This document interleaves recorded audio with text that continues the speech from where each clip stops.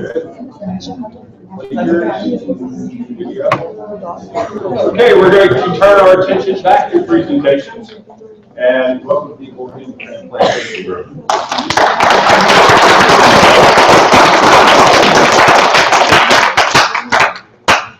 Good morning, everyone. My name is Catherine Thomas, and this is Aaliyah Orvine, Lindsay Pottinger, Jill Pillow, Maven Height, and Olivia Bullard. And our presentation is on organ transplantation. Organ transplantation,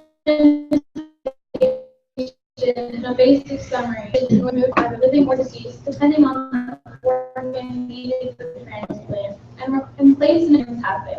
Now, kidneys are the most needed organ for transplant. Using this information, we are able to find that organ care systems, which are machines designed to sustain the life of an organ outside of the human body, have not been created for kidneys.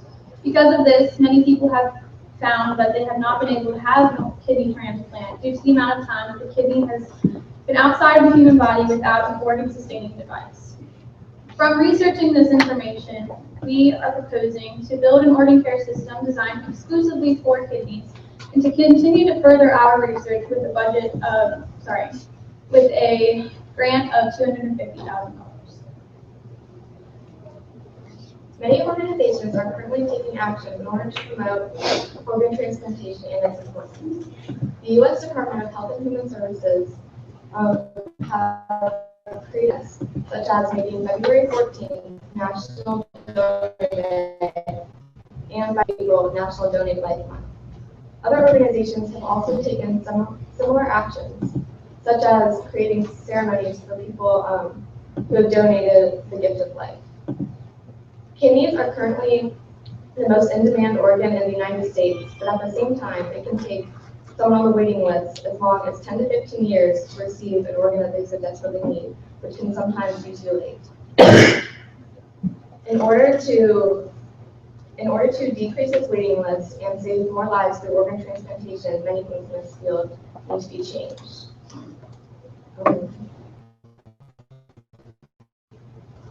The largest concern when it comes to organ transplantation is the widening gap between those in need of a transplant and the amount of donors. Other concerns also include lack of family consent for deceased donors, ethical disagreements, surgical failures, and sometimes insufficient long-term results. One of the biggest current issues with organ transplantation is the gap between the waiting list and the donors. As you can see on this graph, the top line represents the amount of patients that are currently waiting, and the bottom line represents the amount of successful transplants. There is a very large gap. Personally, I know someone affected by this gap. There's a young college student that my sister goes to school with who is currently waiting for a kidney transplant. So when I saw our topic, I reached out to her to get her story. Robin Frieden is a student at ECU. She, several years ago, went to Georgetown MedStar in Washington, D.C. to apply for her first organ transplantation. When she arrived there, she was in a large room filled with many people. Once they were all there and accounted for, an organ transplant coordinator came in and explained how the day was going to go. After that, they went into their own private examination rooms where they were first examined to make sure they're physically capable of undergoing a treatment like this. After that, a social worker came in to analyze to make sure the patient was psychologically able to handle it, and the family also had the right insurance. Then a nutritionist came in to explain how you could eat before the transplantation, how best to prolong your life until you got your transplantation. The wait at Georgetown MedStar is 7 years, and she's currently been on it for 3 years. Earlier this year in January, she went to the DC Medical Center to apply there. The wait there is closer to 3 years. However, Robin has been on dialysis since the beginning of last year. For those of you who do not know what dialysis is, it is basically a treatment where the blood is filtered through and all the toxins are removed, which is the kidney's job. Robin still has 3 years left on all of her waiting lists, and unfortunately, her kidneys are in the process of failing. It is unknown whether or not she has that time. So the waiting list is a very real issue. As the need for as the waiting list goes up, we need to find more solutions to increase the success rates of organ transplantation. We believe that the organ care system may be a possible solution to this problem.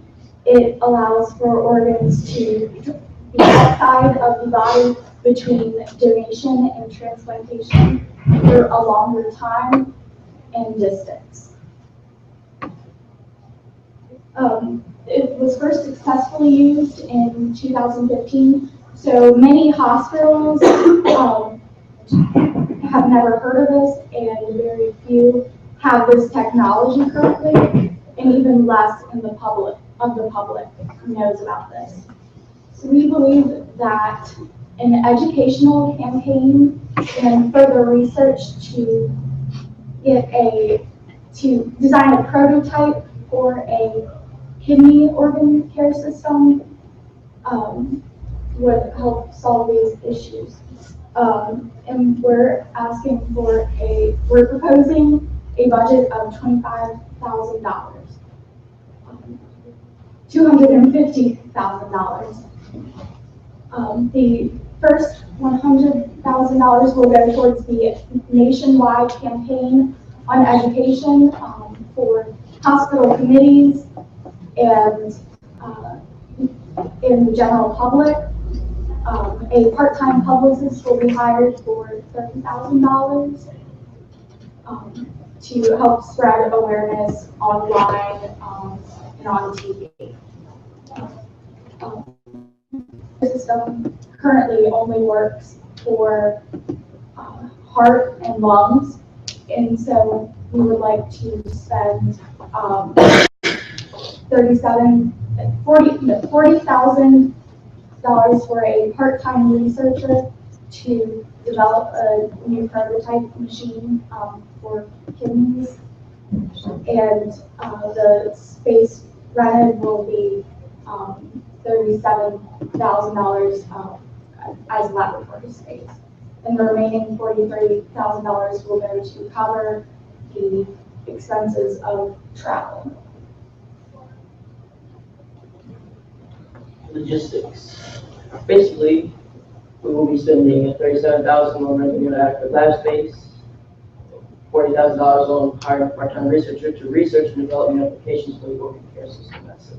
Or $100,000 for a nationwide campaign to not only educate hospitals but also promote donations.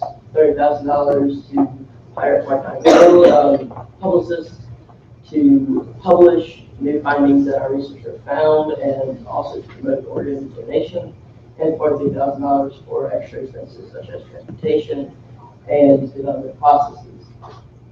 However,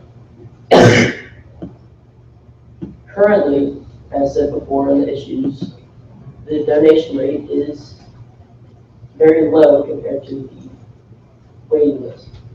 However, there is also only one way to properly harvest organs. And as shown in this graph right here over a 20-year span, that has only increased 100% in a 20-year span, and the waiting list increased 115% in a 9-year span. So how do we increase donations? Well, there was a survey done in the UK, which is one of the world's largest population of donors, in which 1,000 people were asked the question, is donating organs bad? And 96% said no. Now, out of that 96%, only 30% were active organ donors, and the other 70 were not. If we are able to change this, even make it from 30% to 60%, we would be able to cut the waiting list in half. However, the problem is, how do we preserve these organs efficiently? Because the organ care system is extremely expensive. That's where our researcher comes in to create new applications for it, as well as try to make it more efficient and less expensive.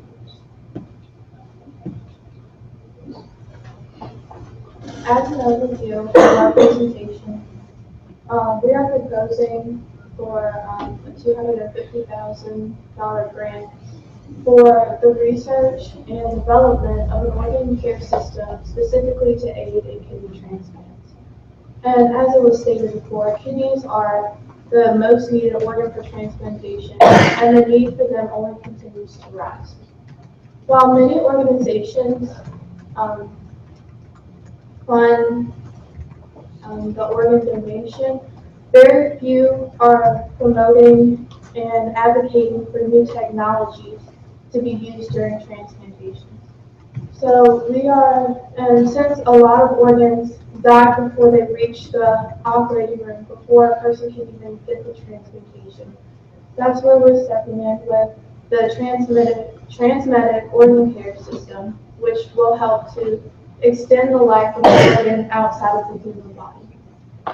And we should be rewarded for $250,000 for creating a fourth organ care system exclusively for kidneys and helping get the kidneys to the operating room and into the donor system. By funding us, you will be part of the effort to save thousands of lives on the waiting list and give a second chance at many others.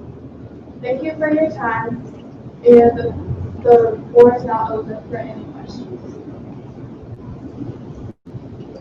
Okay.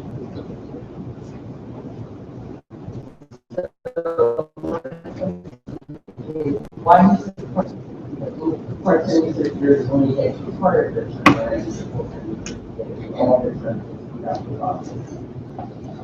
I did some research on that. Full-time researchers for organ transplantation in this field especially cost more than 126% increase, so that we would be paying them more for less time. Yes, but $42,000 is quite a bit for travel. You only actually need about $20,000 back all you have that, and then also look for an extra grant.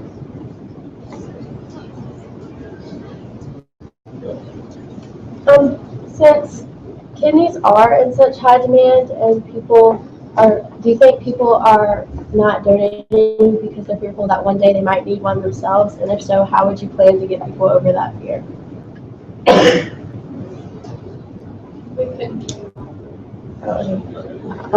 Because kidneys, can you hear me now? Can you hear me now? Oh my God. Okay, can you hear me now? Yes. Okay, since kidneys are in such high demand, do you think people aren't donating because they're fearful of one day needing one themselves? And if so, how would you plan to get people over that fear to donate? It's very possible to only live with one kidney. There are many cases of people who are only born with one kidney. So donating one kidney is completely and totally safe. And also a majority of donors the organs are harvested after death.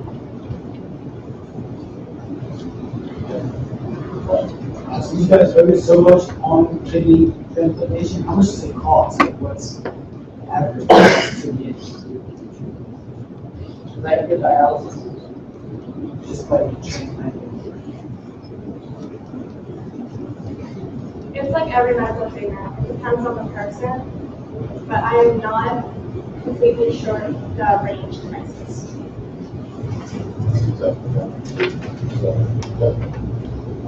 So a person has to die in a very specific way for their organ to actually be viable for transplant. Does an organ sustaining device actually increase the ways people can die, or is it still the same restrictions? Well, the organ care system, for your organs to be viable to be donated, you have to be in a healthy state. Your organs have to meet a certain quality standard. But what the organ care system does is, once you choose to donate or you pass away and your organs are taken that way, the organ care system hooks up to your organ and pumps the donor's blood to sustain the life until that organ can be put into the patient that's on the treatment. Basically, use it around home. Yes. Is there a high success rate of the kidneys being accepted into your body, or is that unknown? not only depends on the blood type of both the donor and the recipient, there's also tissue typing that needs to match up exactly. And even then, there's still risks that the body will reject. Also, there used to be a high number, but over time, we kind of got to there are much fewer. Okay, so to be an active donor, do you have to specifically say, yes, I'm willing to donate if I die?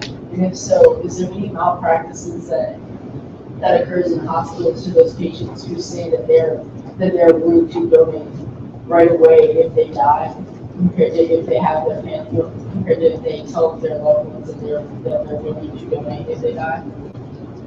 Well, there's actually a lot of controversy with people thinking that if they became a donor, that people in hospitals, like if they were ever in an emergency situation, would work less hard to save their life because they were a donor, but that hasn't, that's not. Very good, thank you.